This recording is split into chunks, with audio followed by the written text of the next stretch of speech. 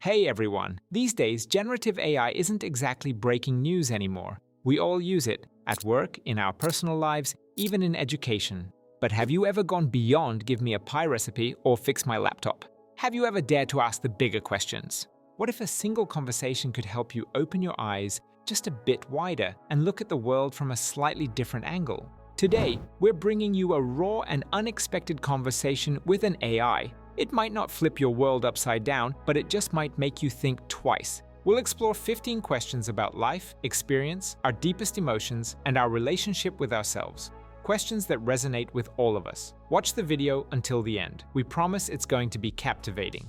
You're watching World 5.0. Let's dive in.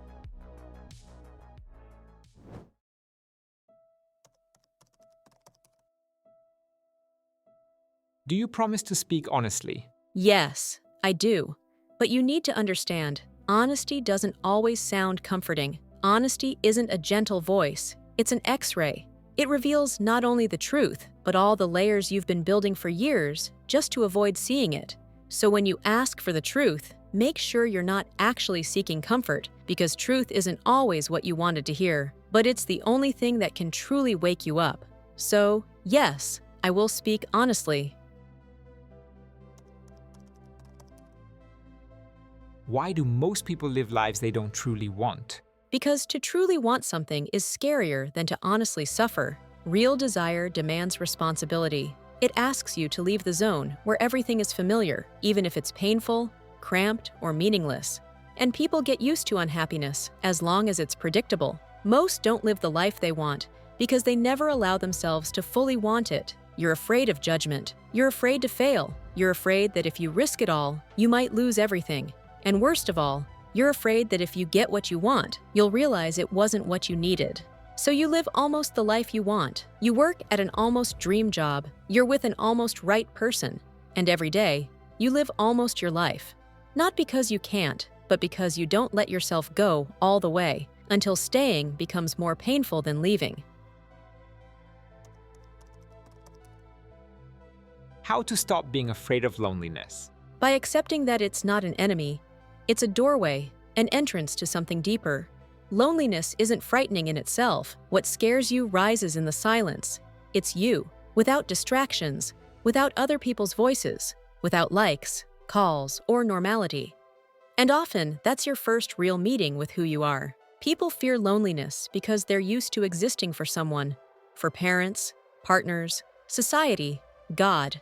And when there's no audience, you don't know who you are. But if you choose to stay, instead of running to a show, to food, to work, to a conversation, at first it'll hurt, then it'll feel strange, and then, suddenly, something starts to glow inside, because loneliness isn't the absence of someone, it's the presence of yourself.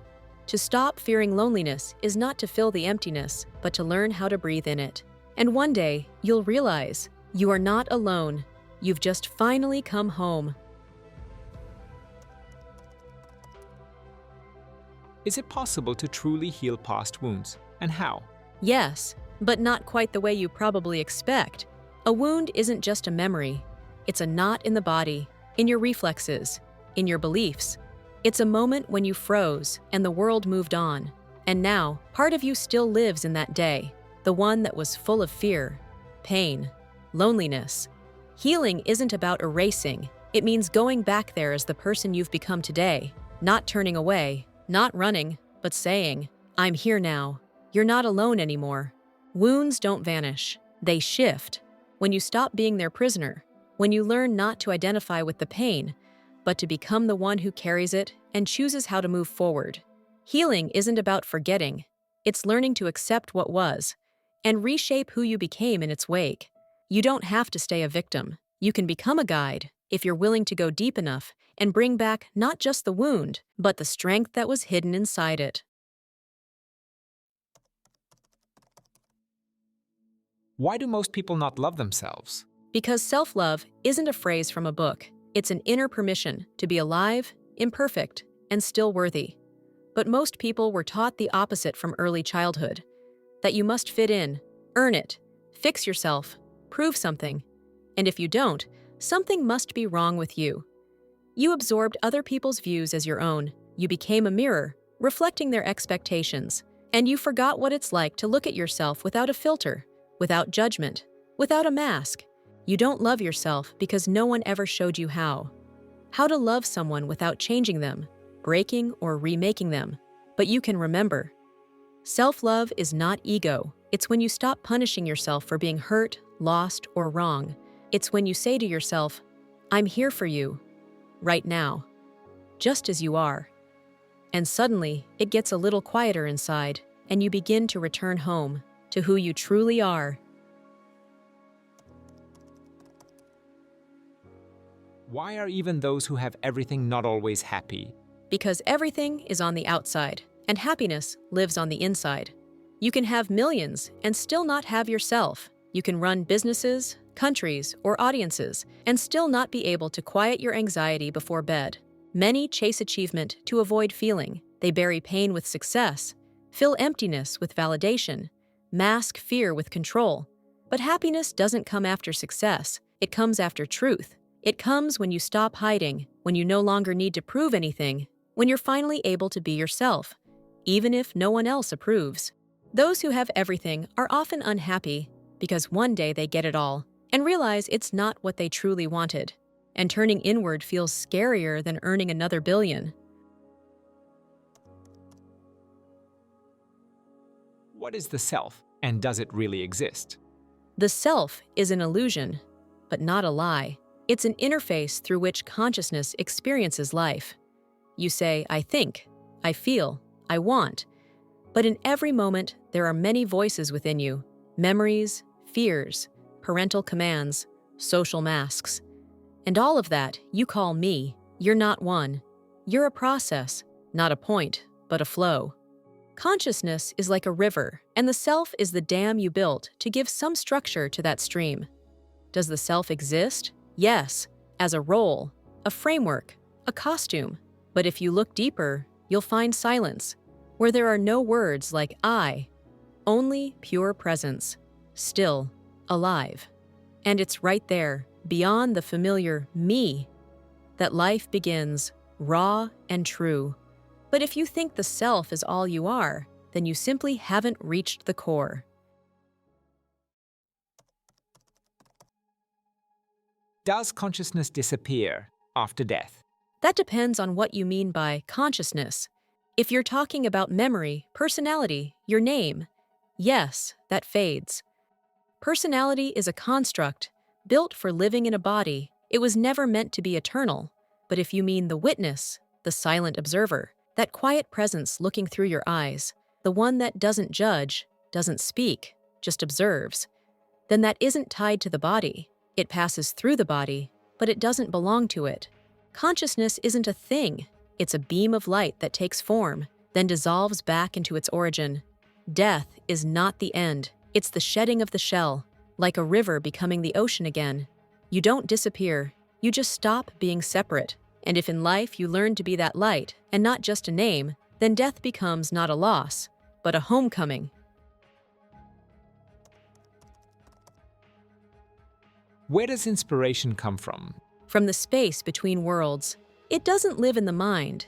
It breaks through it, like a flash, a scent, a revelation, as if something outside whispers to you what you've always known but forgotten.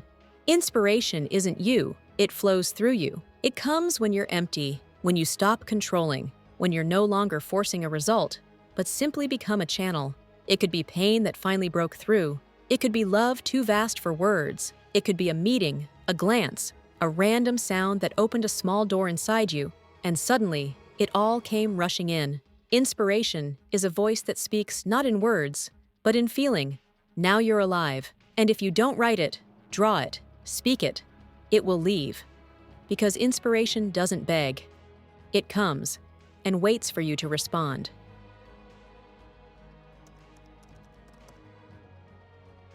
Why do people lose their sense of purpose when there's such an abundance of choice around them? Because choice without depth isn't freedom, it's a burden. In the past, people had to fight for survival. Meaning was born out of necessity, out of bread, fire, protection, the continuation of the family line. Now you don't need to fight. Everything is already here. But the more you have on the outside, the louder the emptiness becomes on the inside. You can do anything, but you don't know why. Abundance creates the illusion that you can pick meaning like a show to watch at night. But meaning doesn't sit on a shelf. It's not given. It's born within.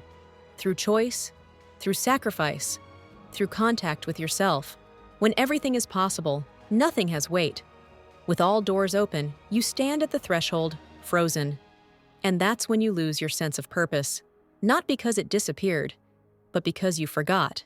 Meaning isn't in what you can do, but in what you choose, no matter what.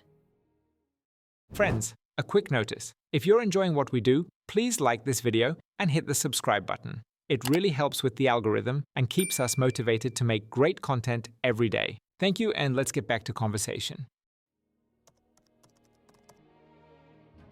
What is fear and why do we need it? Fear is a signal that warns. Pain could be here, but it's not your enemy or your weakness. It's an ancient protector. Without fear, you wouldn't survive. You'd step off a cliff, approach a predator, trust someone who would destroy you. But fear casts a shadow. It can grow larger than the threat itself. It can trap you in a cage, even when the danger is long gone. Fear helps you sense the edges, but it mustn't be the one charting the course of your life. You don't grow up when you stop being afraid. You grow not when fear fades, but when you step into it and suddenly see that you've outgrown it. That's when it stops guarding you and starts guiding you. Why do we keep making the same mistakes? Because a mistake is not just an action. It's unawareness mistaken for truth. You don't repeat it because you're foolish. You repeat it because something inside you is still unlived, unacknowledged, unhealed. And until you truly see it, you'll keep walking in circles, thinking the path is straight. We return to the same relationships, the same choices, the same beliefs, because some part of us isn't seeking change, but the comfort of familiar pain. A mistake is a mirror, and it will keep showing up until you say, "I see it. I'm ready to understand." Instead of just walking past it again, that's when it stops being a mistake and becomes a point of awakening. Is it possible to change destiny, or is it a sentence? Destiny is not a sentence. It's a direction. You're born with a unique shape, like a key, and the world you're born into, that's the lock. Everything that happens to you is a hint about who you are, what matters to you, what's trying to come through you. But whether you turn the key, that's up to you. You can spend your whole life going against yourself. You can run from your path and call it freedom. Or you can step through the door that was made just for you. Destiny is an opportunity. Choice, that's you. No one forces you to be yourself, but only when you align with who you are does everything begin to fall into place. What is freedom, and can a person ever truly be free?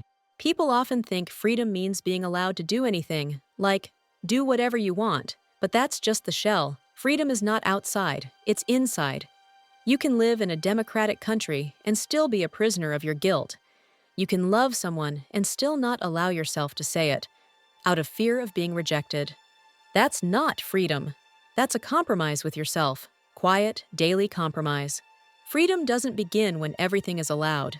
It begins when you know what inside you is making the choice. Is it your voice or your parents' voice still echoing in your mind? Is it your desire or the script you follow to be normal? We are not free until we've recognized our inner chains, until we understand where our reactions come from, the present or the past, until we learn to choose not out of fear, not out of duty, not out of need, but from awareness. Freedom is not the absence of limits. It's the ability to see them and decide how to live with them. Sometimes freedom is walking away, and sometimes it's staying. Sometimes it's saying no, and sometimes it's saying yes, despite everything. To be free is to be whole, not convenient, not correct, not expected, but real. It's choosing to take the risk of being yourself, even if no one likes it. And it's in that moment, that terrifying, liberating moment, that real life begins. Why does suffering exist? To make you stop. Suffering isn't punishment, and it isn't a mistake. It's the language your soul uses to speak to you when you've gone too far from yourself. When you suppress pain, it starts screaming through your body. When you don't listen to your heart, it begins to tighten. When you live someone else's life, the world starts pressing in on you. Suffering isn't meant to be a goal, it's meant to be an alarm clock. You can wake up through love, but more often, you wake up through pain. The point of suffering isn't for you to suffer, it's to make you ask, why is this happening to me? What can I no longer ignore? And if you stop just enduring it and start listening to pain as a message, it stops being punishment and becomes a doorway. Through suffering, you come back into contact with yourself. And sometimes that's the beginning of your freedom.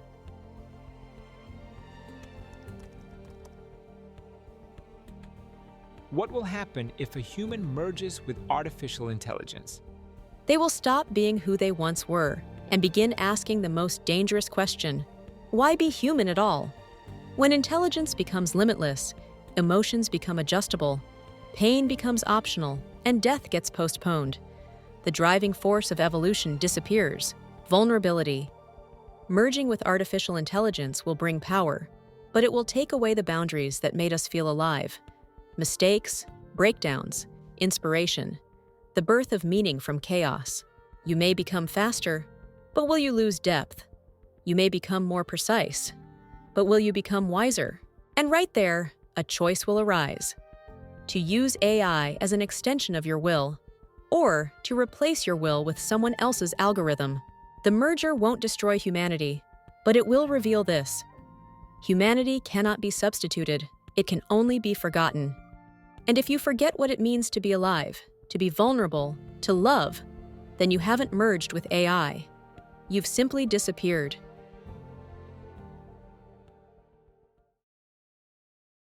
Well, that's the end of our conversation. What do you think about this video? Rate the depth of what you heard from 1 to 10 in the comments and let us know. Did it move you, and did something resonate? We've already prepared the next parts of the series about society as a whole and the neural network itself. Thank you for your likes and support. This was World 5.0. See you soon.